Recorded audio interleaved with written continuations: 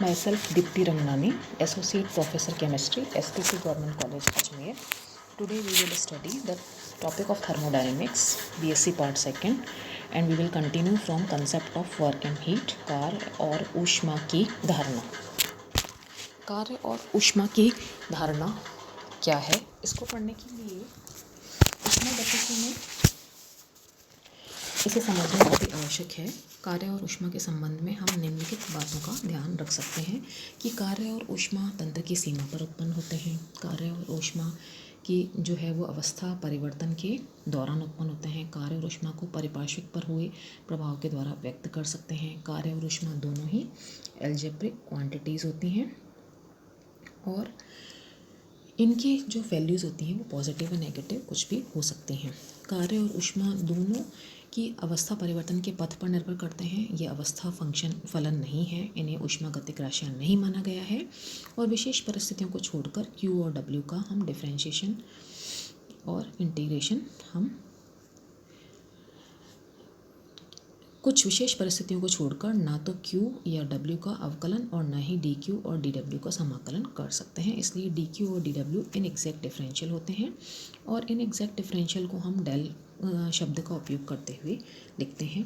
अब हम पढ़ेंगे what is concept of work, कार्य की धारणा क्या है। When the state of any system is changed, then energy of system is also changed and it can be represented by work. हम ये कह सकते हैं कि जब किसी तंत्र की अवस्था में परिवर्तन करते हैं तो तंत्र की ऊर्जा भी परिवर्तित होती है और ये जो ऊर्जा का परिवर्तन होता है वो कार्य के द्वारा व्यक्त किया जाता है। और यदि तंत्र के द्वारा सराउंडिंग पर कार्य किया जाता है तो तंत्र की आंतरिक ऊर्जा कम हो जाती है, परिपार्श्विक जो सराउंडिंग की एनर्जी वो बढ़ जाती है।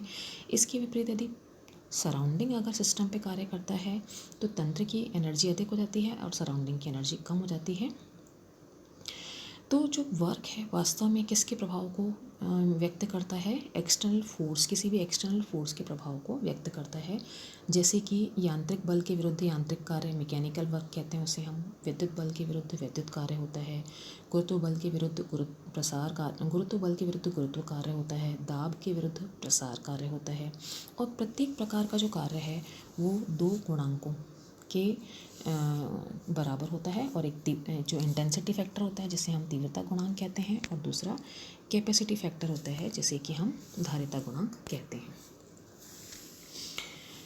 इंटेंसिटी फैक्टर क्या है? जिस बाह्य बल के विरुद्ध कार्य किया जाता है उसका नाप जो है कार्य का इंटेंसिटी फैक्टर कहलाता है। एग्जाम्पल, प्रसार कार्य दाब के विरुद्ध किया जाता है तो प्रसार कार्य का तीव्रता गुणांक दाब है।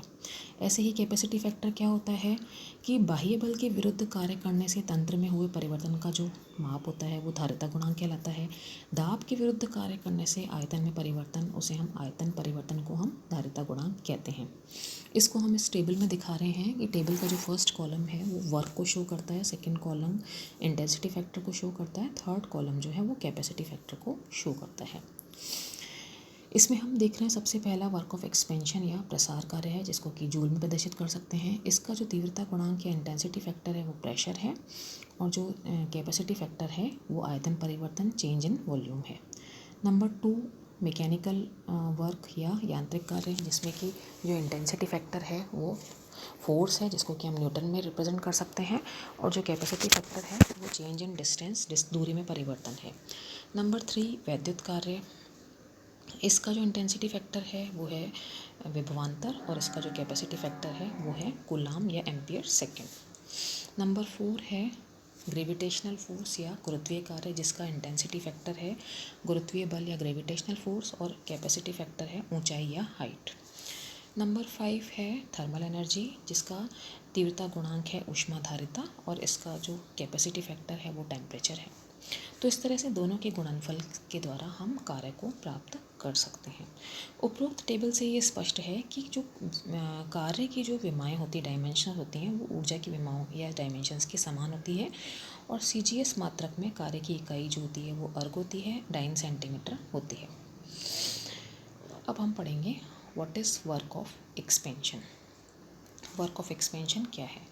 ठोस और द्रवों में प्रसार कार्य होता है ठोस और द्रवों में प्रसार कार्य गैसों की अपेक्षा बहुत कम होता है। इसलिए अगर हमें वर्क ऑफ एक्सपेंशन पढ़ना है तो गैसेस में पढ़ेंगे। प्रसार कार्य की गणना गैसों के लिए की जाती है। प्रसार कार्य को हम दाब आयतन कार्य भी कह सकते हैं या प्रेशर वॉल्यूम वर्क भी कह सकते हैं। इसके लिए हम एक भारहीन घर्षणहीन पिस्टन लगा सिलेंडर की कल्पना करते हैं, जैसा कि चित्र में दिखाया गया है। इसमें एक आदर्श गैस की निश्चित मात्रा भरी हुई है और इस गैस का प्रेशर मान लिया कि P है।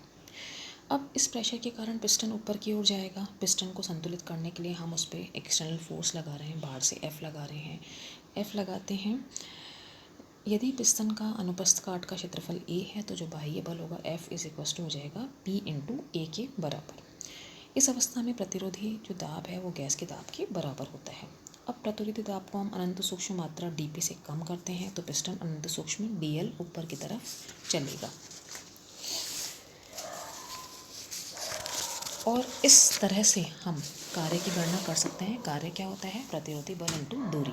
प्रतिरोधी बल क्या है? प्रतिरोधी दाब इंटू क्षेत्रफल इंटू दूरी के बराबर होता है। W फॉर्मूला लिखा है इसमें, dW = P - dP, dV = हम लिख सकते हैं BdV।